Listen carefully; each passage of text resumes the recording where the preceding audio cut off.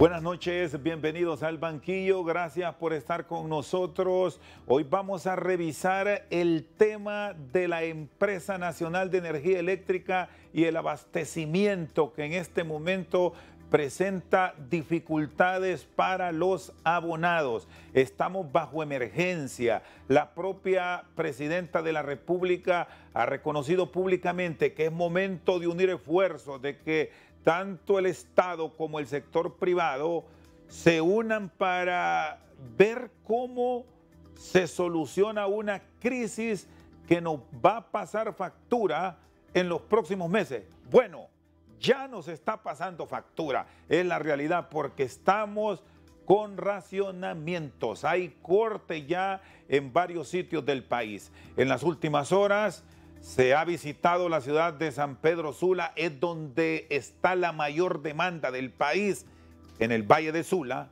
y el sector privado ha escuchado la propuesta del Estado y han decidido entrar de lleno a buscar propuestas y encontrar soluciones. El ingeniero José Manuel Arriaga Yacamán es uno de los delegados por el sector privado para tener planteamientos, para tener propuestas, para ver proyectos.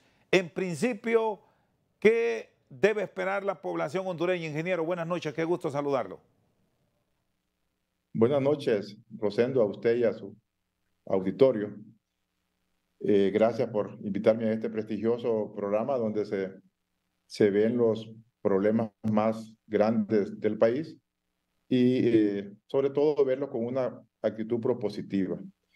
El problema del sector eléctrico, Chendo, lo hemos venido mencionando y usted en este programa ha sido testigo de que lo hemos tocado en varias ocasiones, de que la situación se ha venido deteriorando con el tiempo y al grado de que ahora ya es un problema que ha tomado matices de gravedad y hay que verlo con toda la seriedad y con toda la responsabilidad del caso y sobre todo verlo técnicamente no desde ningún enfoque político porque esto lo único que hace es dividirnos más y alejarnos de las soluciones. La propuesta del sector privado es participar conjuntamente con la ENE para ayudar a buscar las soluciones de corto, mediano y largo plazo, ya que en esta situación se ha formado, como quien dice, la tormenta perfecta. La ENE tiene en este momento un déficit económico y pérdidas acumuladas que rondan ya los 100.000 millones de lempiras. Este año la tendencia es que podría perder unos 12.000, 13.000 millones de lempiras o más. Una empresa que económicamente anda mal. Y a eso hay que sumarle el déficit que hay de generación. Desde el año 2019, el operador del sistema planteó el plan de expansión de la generación. Ahí se plasmaba claramente que para aquel entonces había que indexar a la red del país unos 450 megavatios. La ley, Chendo, es clara, la ley habla de que esa indexación debe de hacerse y debe de iniciar ese proceso con 5 años de anticipación. Guatemala en el mes de julio va a recibir las ofertas para la energía que requiere para el 2028. 5 años de anticipación porque estos proyectos se prevé de que se necesitan 6 meses para que los oferentes puedan preparar las ofertas, 1 año para cierre financiero y 3 años y medio para la construcción de estas centrales. Ya para Honduras ya debió de haber empezado eso hace 5 años, no lo hizo, ahora estamos pagando las consecuencias de no haber tomado la decisión, ahora debemos de iniciar ese proceso para que podamos superar los requerimientos del 2028, que en este momento se estima que para el 2028 se van a requerir aproximadamente 700 megavatios de capacidad firme.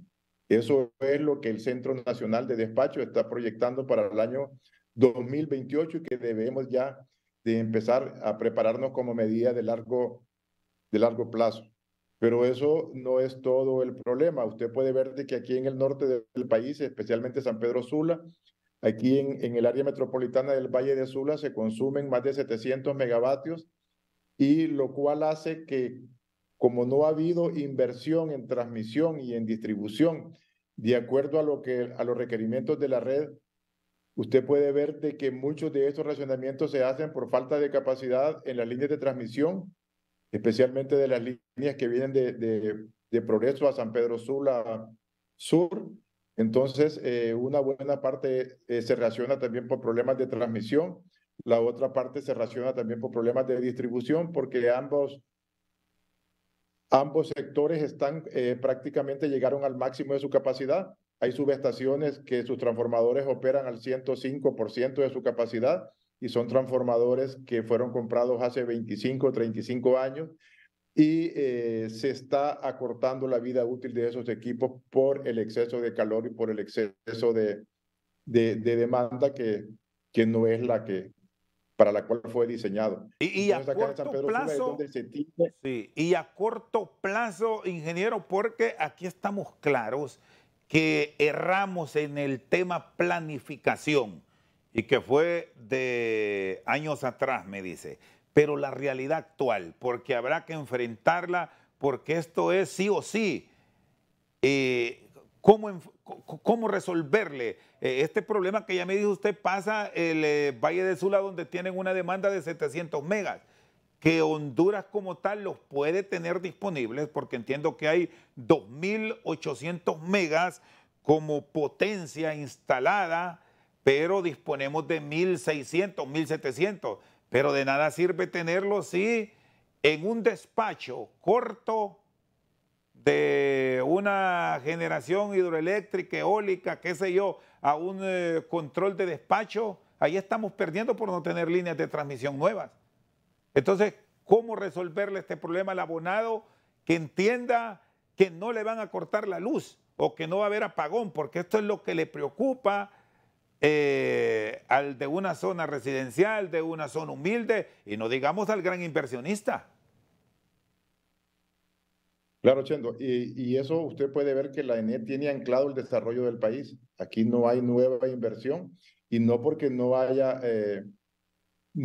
interés de invertir en el país, sino porque no hay capacidad para conectar la nueva inversión que demanda cantidades altas de energía y potencia. En este momento no existe esa disponibilidad, entonces debemos de resolver este problema de corto, mediano y largo plazo, pero resolverlo bien, resolverlo legalmente, técnicamente y financieramente bien para no generar más gastos al pueblo hondureño ni a la empresa privada que en este momento ya prácticamente ha llegado al límite de sus capacidades. Entonces, Chendo, la solución pasa por varias cosas. Uno, de inmediato, a corto plazo, Chendo, lo que tenemos ahorita disponible es lo que tiene de capacidad instalada el sector privado, el backup, las plantas que ellos tienen disponibles para arrancarlas cuando la ENE no suministra la energía.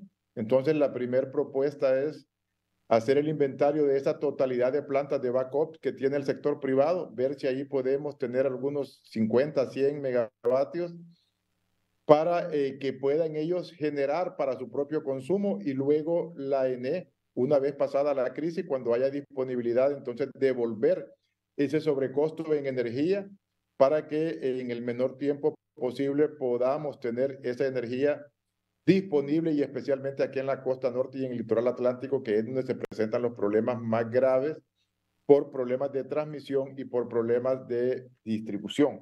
Entonces, eso se está viendo en el cortísimo plazo. Ya la Cámara de Comercio giró la instrucción a todos los abonados para que ellos nos den ese inventario y esperamos tener ese inventario para la próxima semana. De ahí, Chendo, estamos viendo de tener una tarifa horaria estacionaria para ver si podemos aplanar la curva de demanda en las mediodía y en la noche, que es cuando se genera la mayor demanda, ver cómo educamos también al pueblo hondureño para que ese consumo que se da en las horas de máxima demanda lo pueda llevar a cabo los fines de semana y los días feriados y los días por la mañana, que es donde menos consumo hay y donde más disponibilidad hay. Con eso, Chendo, ayudamos a resolver 4 problemas. El primero y el más importante es el déficit de generación. También si reducimos el consumo en las horas pico, bajamos la demanda en las subestaciones, en la línea de transmisión y en las líneas de distribución. y eso tiene otro valor agregado que es muy bueno, que es la reducción de pérdidas técnicas y que también eso favorece a la Empresa Nacional de Energía Eléctrica. Esa es Ahora, la segunda medida que estamos viendo. Obviamente hay que esperar la propuesta de la ENE y hay que socializar esa propuesta con el sector privado para ver la viabilidad. La viabilidad. sí, ahora, La aquí hay tercera un siendo, elemento, bueno, sí, perdón que lo interrumpí, ingeniero. Concluyamos la tercera propuesta, después desarrollamos las ideas. la tercera propuesta, Rosendo, es hacer una licitación que se hace abreviadamente para buscar energía en el mercado eléctrico regional y ver si existen plantas en Guatemala, por ejemplo, que han estado paradas y ver si podemos reactivar una de estas plantas o proyectos que están ahorita vendiendo en el mercado de oportunidad, ver si podemos comprar energía por el orden de unos 100 megavatios para usarlos en las horas de máxima demanda y paralelamente a esto asegurar los derechos de transmisión para que podamos ver si contamos con esa energía, también contar con el derecho para poder transmitir esa energía en las horas que el país requiera. Esa es la tercera medida que se puede tomar en el más corto plazo. La ENE también hablábamos de que puede cambiar la tecnología que en este momento tiene de alumbrado público. Las lámparas que hay son lámparas de esas que se usaban en la época de los 60 y 70, lámparas de mercurio, y después fueron cambiadas por lámparas de vapor de sodio que son ineficientes y que si cambiamos las 500,000 lámparas que hay en el país, podemos ahorrar en la noche unos 40 megavatios. Esa es una medida también que podemos implementar en el corto plazo. También hay que decirlo, hay que acelerar el Programa Nacional de Reducción de Pérdidas para que ir por dos direcciones. El que no tenga medición, colocarle su medición para bajar su consumo, y el que esté haciendo mal uso de la energía, hacer el ajuste correspondiente para que también pueda bajar su consumo. De esa manera y finalmente iniciar un programa agresivo en medios de comunicación para que las personas hagan un uso eficiente y racionalmente del recurso, que en este momento no es muy abundante, y que debemos de colaborar todos para que el beneficio sea para el país y sea para todos para todos los hondureños. Muy bien, está con nosotros el exgerente de la Empresa Nacional de Energía Eléctrica, José Manuel Arriaga Yacamán. Vamos a una pausa, ya seguimos revisando esta problemática que afecta ya todo el territorio nacional, producto de la falta de energía en el país. Ya regresamos. Para que, como dijimos y lo hemos planteado siempre, estos problemas no se van a resolver en el corto plazo, porque hacer una licitación tarda 6 meses, fabricar un transformador tarda 1 año, trasladar un transformador, instalarlo, estamos hablando de 2 años y medio en todo el proceso. Hacer una licitación, como le mencionaba anteriormente, tarda 5 años, y entonces no se van a resolver de un día para otro, pero sí necesitamos tener la certeza de que en ese plan de corto, mediano y largo plazo ya iniciamos con los procesos tanto de transmisión como de distribución que van paralelos al proceso de la adquisición de más energía.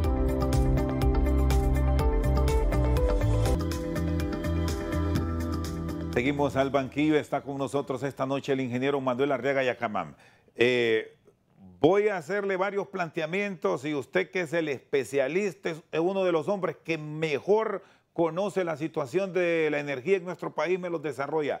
Tema financiero, que lo van a abordar, porque habrá que buscar recursos para mejorar el sistema de transmisión. Hasta ahora, ¿quién va a ser ese ente que va a financiar la ENE? ¿Dónde lo van a encontrar y que como sector privado lo van a plantear? Ingeniero. Sí, el tema financiero, y vale la pena mencionarlo, siendo de que es causado por los problemas que el país ha atravesado, de las altas pérdidas. El país no puede seguir con esa tendencia alcista en el robo de energía, y hay que ponerle un alto y hay que replantear lo que ahora tenemos del Programa Nacional de Reducción de Pérdidas para que podamos captar esos recursos que en este momento la estatal eléctrica no puede no puede captarlos. En este momento, Chendo, sí tengo conocimiento y lo puedo decir claramente de que existe un programa para repotenciar la transmisión y próximamente va a salir a licitación pública la compra de una gran cantidad de transformadores que van a ser colocados en las subestaciones de distribución y en las subestaciones de transmisión. También se van a construir líneas porque, Chendo, aquí se da un problema serio de que subestaciones como Villanueva, subestaciones como Naco, subestaciones como Masca en Puerto Cortés, están arriba de sus capacidades nominales y también las líneas de distribución que salen de las subestaciones están al 150, 170% de su capacidad y eso hace que el problema hay que resolverlo integralmente. Hay que indexar, como dije, más energía, pero hay que repotenciar las subestaciones y hay que repotenciar las líneas de distribución para poder sacar esa energía. De no hacerlo así, definitivamente de nada nos va a servir estar comprando más energía si no la vamos a poder transformar y no la vamos a poder distribuir. Tengo entendido, Chendo, de que los fondos están disponibles y que son fondos de los que el Banco Central prestó al gobierno de la República y de esa cantidad, una buena parte van a ser dirigidos para el ENE, para repotenciar, como dije, las subestaciones y las líneas de distribución, para comprar algunas plantas que el ENE tiene una licitación ahí que está vigente y que tengo entendido se van a recibir ofertas a finales de este mes de 100 megavatios. Y para el Programa Nacional de Reducción de Pérdidas. Los fondos están disponibles y existen y hay que aprovecharlos y hay que hacer eso de la mejor manera para que, como dijimos y lo hemos planteado siempre, estos problemas no se van a resolver en el corto plazo porque hacer una licitación tarda 6 meses, fabricar un transformador tarda 1 año, trasladar un transformador, instalarlo, estamos hablando de 2 años y medio en todo el proceso. Hacer una licitación, como le mencionaba anteriormente, tarda 5 años y entonces no se van a resolver de un día para otro, pero sí necesitamos tener la certeza de que en ese plan de corto, mediano y largo plazo ya iniciamos con los procesos tanto de transmisión como de distribución que van paralelos al proceso de la adquisición de más energía. Ingeniero Arriaga, vamos al tema del mercado de oportunidades, porque ahí es donde se puede acudir en esta emergencia. ¿Cómo está Centroamérica? Guatemala, que es el productor por excelencia y que salva las situaciones de crisis en los países como Honduras, en el mismo Salvador, Nicaragua y Costa Rica, ¿cómo se encuentra? ¿Cómo está El Salvador? Y aquí vamos a involucrar también al mismo Costa Rica porque la interconexión, si EPAP nos permite ir en busca de esa potencia que es la tabla de salvación en un principio, ¿hay disponible o los países están con sus reservas naturales reguladas por el fenómeno del Niño y primero casa y después el vecino? Sí, hay que decirlo, Chendo. Ahorita el resto de Centroamérica está cauteloso y prudente con lo que está pasando con el fenómeno del Niño. Costa Rica tiene casi el 80 a 90% de generación hidroeléctrica, pues, y Costa Rica cuando estos veranos se prolongan, obviamente sale afectado. Y están guardando el agua de sus principales represas como Ser Arenales, Corobicí, que son las presas más grandes, emblemáticas de Costa Rica. Igual lo está haciendo El Salvador, está cuidando su agua. El Salvador tiene 3 proyectos en el río Lempa y está construyendo un cuarto, que son Cerrón Grande, la 5 de noviembre y la 15 de septiembre, y está construyendo Chaparral sobre el río Lempa que nace en Honduras. Y ellos tienen agua, pero están cuidando prudentemente agua. Igual lo está haciendo Guatemala con Chixoy, que es una planta similar a Cajón. Y lo que están haciendo es manejando sus embalses, previendo que el fenómeno del Niño pueda extenderse el próximo año. Entonces, hay restricciones. El Salvador hizo una restricción últimamente que fue la que más nos afectó, precisamente para cuidar su agua. Entonces, lo que yo veo claro que nos queda ahí en el horizonte es Guatemala y ver en Guatemala, yo sí sé que hay algunas plantas que cumplieron sus contratos, que entraron en el mercado de oportunidad y algunas de ellas incluso están paradas y debe de explorarse la posibilidad de que podamos comprar esa energía en Guatemala y comprar también los derechos de transmisión para poder suplir una parte del déficit que en este momento tenemos, que hay que decirlo, que en este momento ya estamos cerca de los 200 megavatios de déficit de potencia y que de continuar esto así, y este año seco, de continuar bajando el cajón, pues eso podría incrementarse a más de 300 megavatios el próximo año. ¿Y Honduras cómo ha manejado esta crisis de agua? Porque ya escuchamos que pasa con Patuca 3. Está parado el proyecto. ¿Cómo está el resto de la potencia del cajón de el níspero y todos estos otros proyectos que aunque en menor escala tienen su aporte hablando de energía limpia? ¿Lo estamos manejando adecuadamente o también van a ir sugerencias y propuestas de ustedes para tener la fórmula ideal, sobre todo del cajón y de Patuca? Bueno, Chendo, usted puso en perspectiva el problema. Usted acaba de mencionar que Patuca 3 está parado por falta de agua, pues, y eso es delicado y es grave. El sector de Olancho ha entrado en una terrible crisis porque Patuca es el que regula y mejora el voltaje en la zona. Al no estar Patuca, esa línea va desde Tegucigalpa hasta Olancho y obviamente cuando llega ya a Catacamas el voltaje se baja y tenemos los problemas que usted puede ver a diario ahí en todo el departamento de Olancho. Entonces, hay que tomar hay que prever lo que pueda pasar el próximo año. Obviamente, eso implica gran cantidad de recursos, porque en los tiempos que nos tocó, tuvimos que comprar toda la energía térmica para guardar el agua en el cajón. O sea, si usted compra en este momento todo lo que pueda comprar la interconexión y le ahorra esa agua en el cajón, es como que la tenga en el banco. Cuando usted la necesita, usted la turbina y usted resuelve el problema, Chendo. Entonces, hay que tomar las previsiones porque el cajón ya está en el nivel 265.8 por ahí, y ahí ya el cajón empieza a perder potencia, ya no le dan los 300 megavatios, ya le puede dar unos 280, y luego en la medida que va bajando, cuando llega al nivel 223, que es el nivel mínimo, lo que le puede dar con suerte son unos 200 megavatios.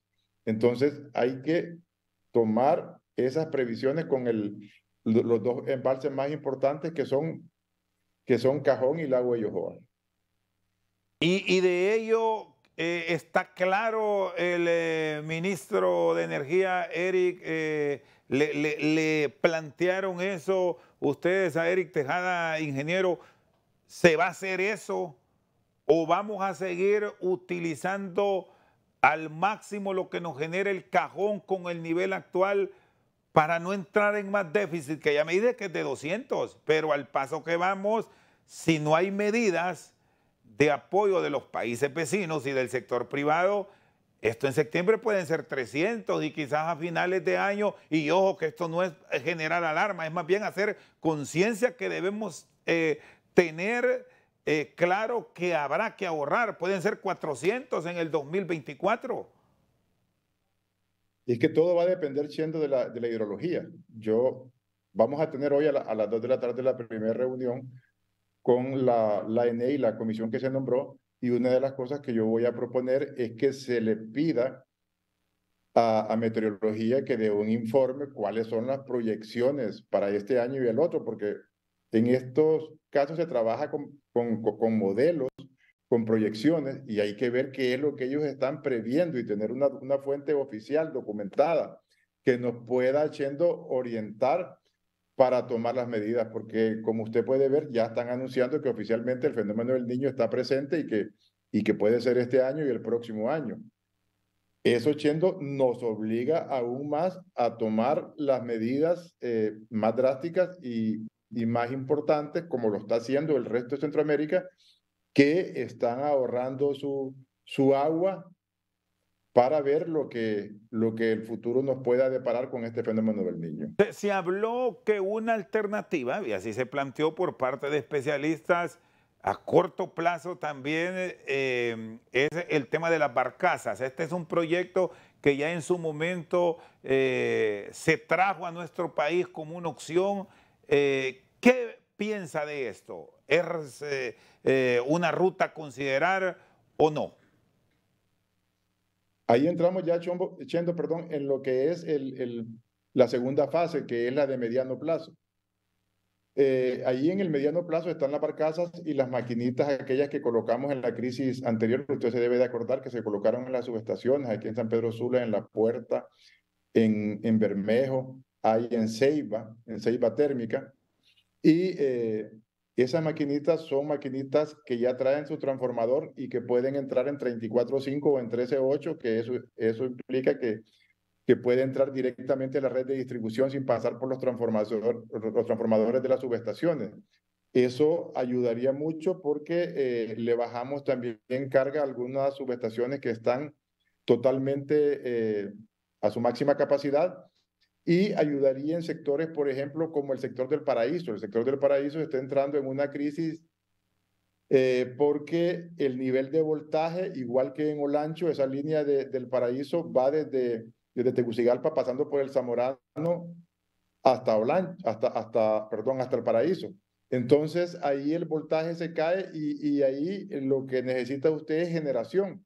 Y la generación que puede meter ahí en Olancho y en el Paraíso son maquinitas, igual que en otros sectores del occidente del país, igual que en el sector de La Esperanza, por ejemplo, y allá en las subestaciones del Bajo Aguán, de Reguleto y de Bonito Oriental. Entonces, ahí funcionan las maquinitas como parte de la segunda etapa, porque hay que hacer un proceso licitatorio, luego las maquinitas tienen que venir del exterior, tienen que instalarse y eso tarda un tiempo más. La otra opción paralela con las maquinitas son las barcazas. Como repito, todas estas opciones son después de haber agotado las que discutimos primero con usted, que son las que están más inmediatas y que pueden entrar más rápido y que son más económicas. Ahora estamos entrando ya en la segunda etapa de acuerdo a las necesidades. Entonces estaríamos hablando de maquinitas de esas diésel que generan 2 megavatios cada contenedor y una barcaza. El problema que veo yo con la barcaza es dónde la vamos a instalar, porque en Puerto Cortés no la podemos instalar, que es el lugar ideal, que hay una bahía perfecta para anclar una barcaza, porque las líneas de transmisión que traen la energía de Puerto Cortés a San Pedro Sula están totalmente colapsadas, no hay capacidad de transmisión. En Ceiba podría ser el lugar, habría que ver si las condiciones lo permiten para poder anclar una barcaza, pero también ahí tenemos otro problema de que ya en la zona hay 70 megavatios del proyecto La Ensenada, están las plantas de Fuji y del ENE, que son otros 10 megavatios, hay otras plantas de diésel que están ahí en selva térmica. Existe un proyecto hidroeléctrico de 60.5, otro de 30 y otro de 10, que esos proyectos casi hacen 200 megavatios. Y no sé si eso tendrá capacidad ahí, esa línea de transmisión que es en 138 en el Bajo Aguán, de poder indexar más energía a través de una barcaza. Muy bien, el ingeniero José Manuel Arriaga Yacamán, revisando hoy aquí en Albanquillo la situación de la distribución de energía en el país. Ya volvemos con más aquí en Albanquillo. Y que la ENE debe de hacerle frente a los problemas que tiene, porque conozco, por ejemplo, empresas que han hecho su propio análisis. Hay una que yo lo pude verificar, 18 meses, y en 18 meses esa empresa había perdido, por la mala calidad del servicio del ENE y por las interrupciones, había perdido 132 millones.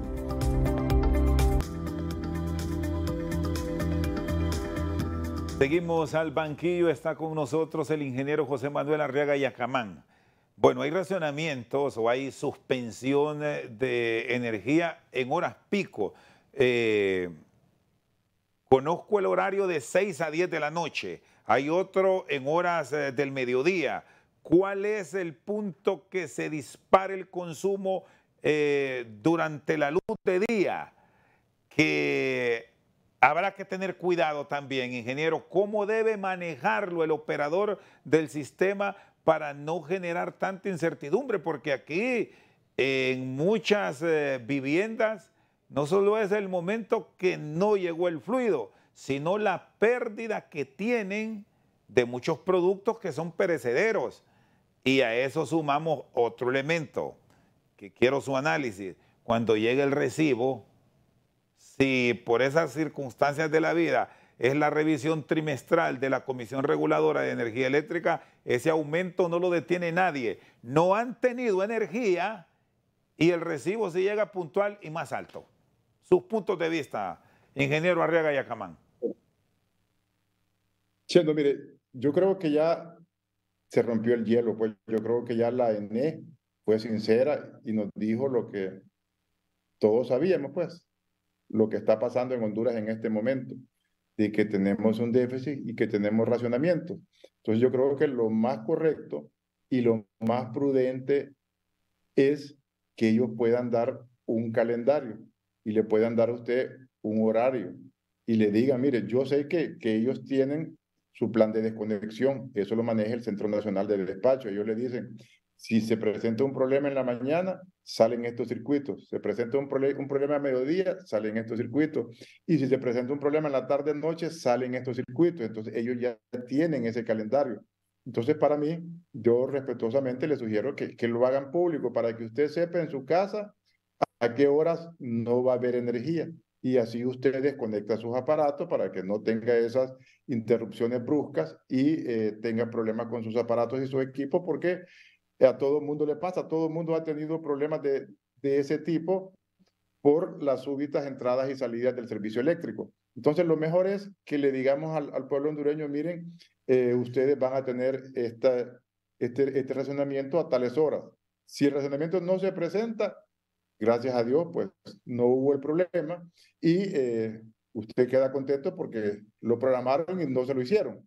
Si se da, usted ya está pendiente de eso, usted ya se preparó, usted ya desconectó sus aparatos para que no tenga ese tipo de problemas y así usted no va a tener ni problemas con sus equipos, ni va a tener problemas con sus alimentos, porque usted sabe que si no va a tener, lo congela antes o lo lleva donde otro pariente y usted resuelve su problema. Entonces, esa para mí es lo que se debe de hacer, decirle a la gente con sinceridad cuándo va a tener y cuándo no va a tener. Es decir, ya No sé entrar, si nosotros... sí, perdón, es decir, ya entrar en una planificación clara y decirle al habitante del paraíso que van a haber momentos en que se suspenderá la energía, que igual pasa en Olancho, en el Valle de Sula, en Tegucigalpa. Le menciono estos sitios porque es donde hemos tenido las quejas, pero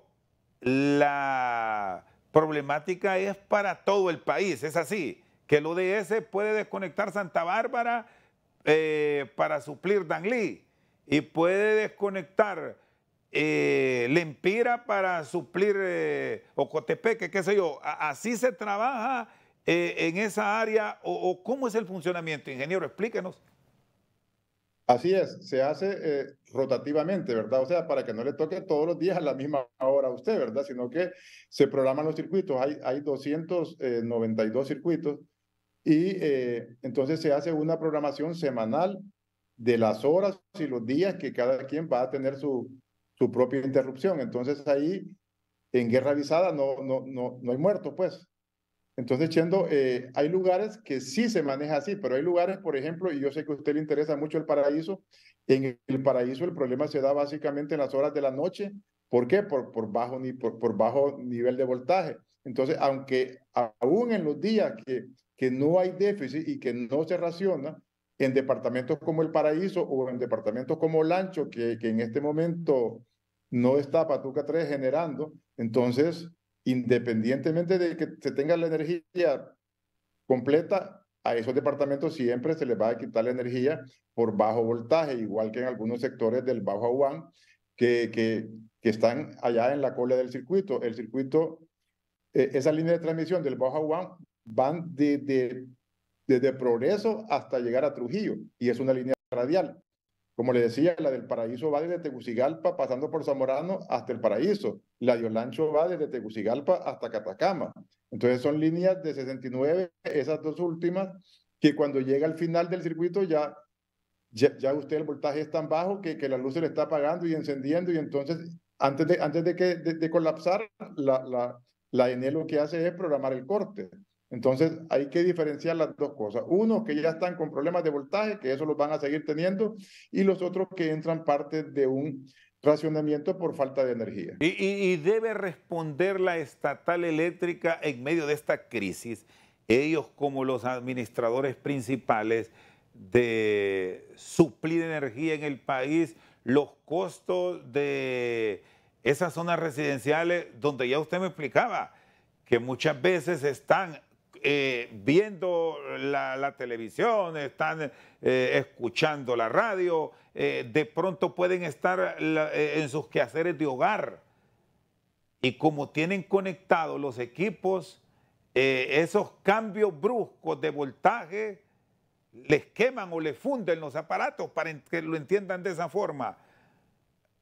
¿Cómo quedaron esos programas de revisión para resarcirle los daños? Porque hay ciudadanos, bueno, todo el hondureño con sacrificio compra sus cosas y no es para que se le quemen. Eso está en la ley y está en la norma, y eso la ENE debería de hacerse responsable. Cuando a usted se le dañan esos aparatos, usted va a presentar un reclamo en procedimientos administrativos en la ENE, y la ENE debe de resolvérselo. Y si la ENE ve que es justificado, la ENE tiene los mecanismos para verificar si esa fue falla imputable a la ENE. Entonces la ENE debería de reconocer esos gastos. La ENE está obligada por ley a hacerlo, y creo que es correcto, y además es correcto y es justo que lo haga.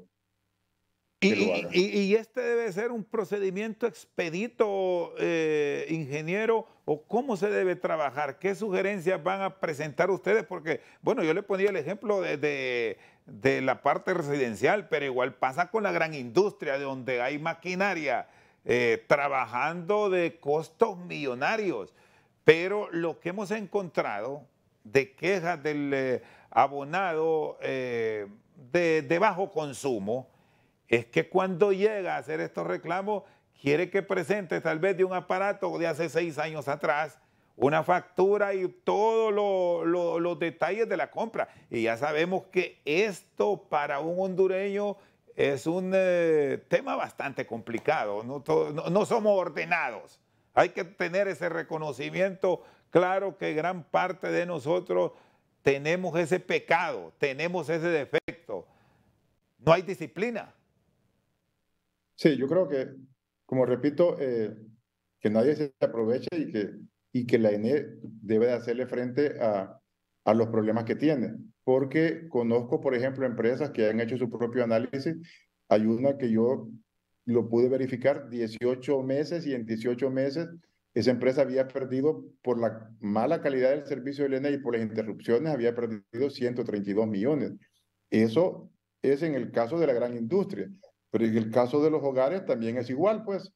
Todo mundo ha perdido con esta crisis por los apagones, como dice usted, y también por la mala calidad del servicio, pues. Entonces, ambas cosas contribuyen a las pérdidas millonarias que tanto el sector privado como el usuario común y corriente, como usted y yo, tenemos actualmente. Y el tema de las pérdidas, ¿cómo lo deberán enfrentar ya en esta recta, digamos, final de EH, que ya se va y tome el control el Estado? No ha sido un buen administrador, y salvo excepciones de la regla que lo reconocemos públicamente, su administración, la del ingeniero Salomón Ordóñez, que también le acompañó, y una parte del gobierno de Manuel Zelaya, es donde hubo un poco de control en la ENE. En cuanto al tema de pérdidas y tener, no en números rojos al estatal. Pero es que definitivamente el problema del ENE se llama reducción de pérdidas. Usted puede hacer un número rápidamente, ve que en este momento las pérdidas de distribución más transmisión están llegando a un 39%. De ese 39%, la ley le reconoce a usted un 15% como pérdidas técnicas. Ahí le quedan 24% de pérdidas no técnicas o robo de energía. Usted multiplique cada 1% de pérdidas por 22 millones, que es lo que se estima que le cuesta cada 1%, y multiplíquelo por 24,67 y usted va a ver de que las pérdidas solo por no haber, reducido por no haberlas reducido, usted se va a dar cuenta que está llegando a casi 13,000 millones por año, Chente. Entonces, eso es lo que realmente ha drenado las finanzas del ENE. Yo esperaría que ahora que EH entregue el 18 de agosto a la ENE pueda ya definitivamente entrarle a esa situación, porque actualmente hay una dualidad de funciones. EH maneja la parte de distribución y la parte comercial, y la ENE quiere hacer un proyecto de reducción de pérdidas, pero no tiene control de la parte comercial ni tiene control de la parte de distribución. Entonces, cuando nosotros hicimos el proyecto, nosotros teníamos control de todo, y las pérdidas tienen que ver con distribución, porque hay pérdidas técnicas y hay pérdidas no técnicas, y tienen que ver con la parte comercial, porque ahí es donde se factura, se hacen los ajustes y se instalan los medidores, se le da de alta, se lee, se factura y se hace todo el proceso. Entonces, Chendo, yo esperaría que por fin ya a partir del 18 de mayo el programa pueda entrar en su etapa final, en su fase más importante, y que se puedan reducir las pérdidas, porque actualmente, Chendo, debemos de decirlo porque es la verdad, las pérdidas han continuado subiendo, y eso, Chendo, tiene de rodillas a la ENE y tiene de rodillas también al gobierno y a todos nosotros, porque pérdidas por ese concepto de 13,000 millones al año es inaceptable, es inmanejable, es algo que nos va a destruir como empresa y como país a todos, ¿verdad? Entonces, la iliquidez del ENE, por las cuales usted ve que no se invirtió en transmisión, ni en distribución, ni en otras áreas, es básicamente por los recursos que se han drenado por las altas pérdidas que en los últimos 14 años, 15 años se han manejado. Muy bien, el ingeniero José Manuel Arriaga Yajamán con nosotros al banquillo. Pausa, ya regresamos. La intervención, quieras o no, asume esa responsabilidad. Y como dije, tristemente las pérdidas han continuado subiendo, no han parado de subir, y la tendencia es ya últimamente a estabilizarse un poco, pero todavía no es lo que se esperaba de la intervención.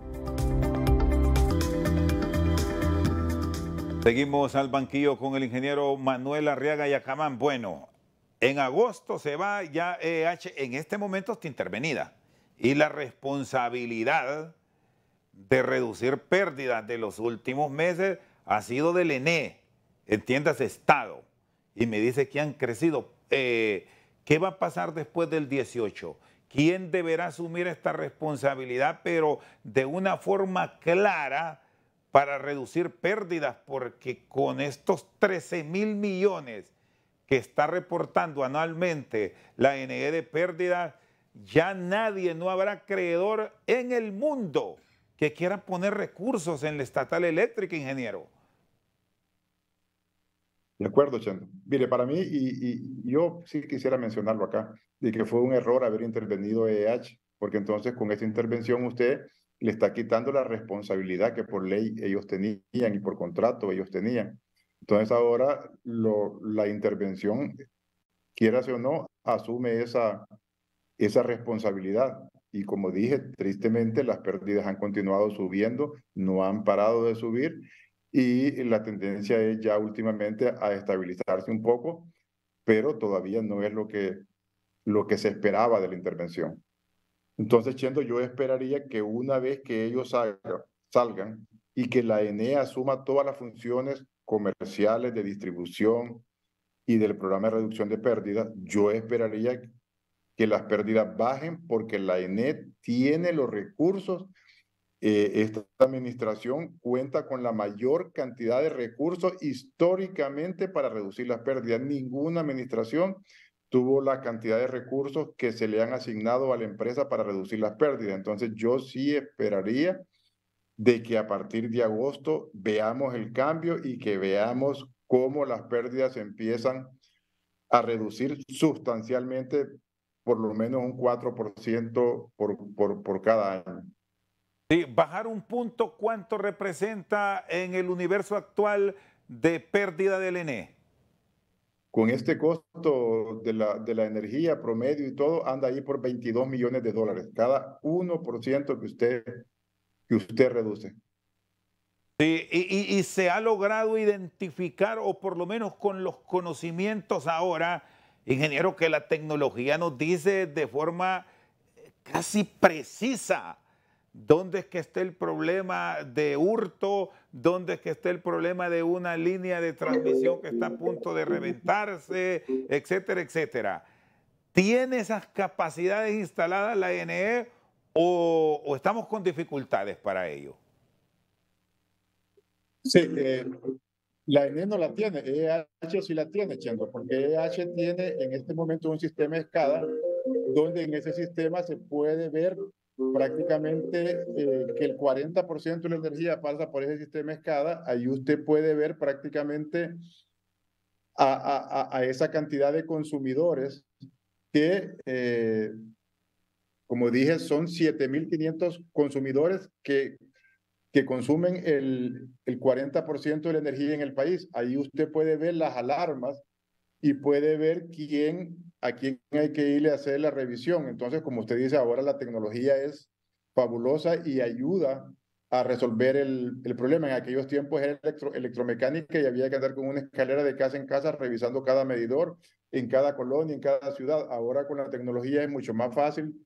Chendo, hay ahora unos macromedidores. Usted es un técnico formado ahí en el Instituto Honduras y usted debe saber lo que le voy a decir. En este momento la tecnología está muy avanzada. Usted coloca un macromedidor ahí en el transformador y coloca los medidores abajo, ahí los puede colocar abajo del transformador, en el poste de los vecinos, y ese macromedidor le hace el balance de energía y le dice ya quién está robando y a dónde.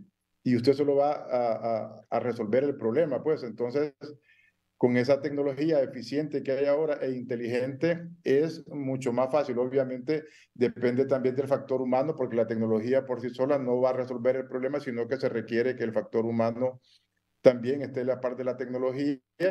Y como dije, la inversión es más alta, pero es rentable. La inversión más rentable, Lené, es invertir en reducción de pérdidas. Lo que usted invierte en este año y reduce la pérdida, eso ya el próximo año tiene el dinero en la tesorería y ya puede disponer de él.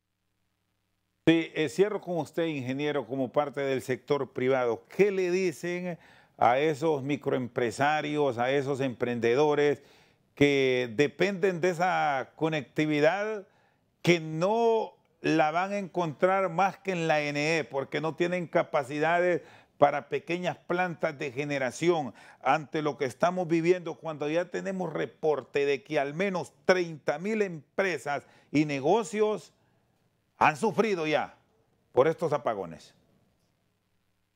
Ellos no tienen ninguna opción más que esperar que el ENE resuelva los problemas, y por eso estamos trabajando ya prácticamente ahorita que termine su programa. Vamos a conectarnos a la primera reunión y los temas son esos, Chendo, lo que le mencionamos, tratar de resolver esto en el menor tiempo posible, porque tanto los micros, pequeños y medianos empresarios están sufriendo, que son los que básicamente no tienen un servicio de respaldo para poderse conectar, y ellos dependen en su totalidad del ENE. La ENE no le suple la energía, ellos tienen pérdidas económicas grandes porque su personal y sus equipos quedan prácticamente paralizados. Entonces, vamos a trabajar todos juntos, unidos, para buscar las soluciones en el menor tiempo posible, y confiando y esperando que la misericordia de Dios pues nos dé una mano en todo esto ahí, para que podamos tener lluvias y que el clima pueda mejorar un poco, para que también esto colabore a resolver el problema de la mejor manera y en el menor tiempo posible. Muy bien, gracias, ingeniero José Manuel Arriaga Yacamán, por habernos acompañado. Muy amable. Gracias, Rosendo, por invitarme a este prestigioso programa. El exgerente de la Empresa Nacional de Energía Eléctrica, José Manuel Arriaga Yacamán, con nosotros esta noche al banquillo. Por su sintonía, muchas gracias.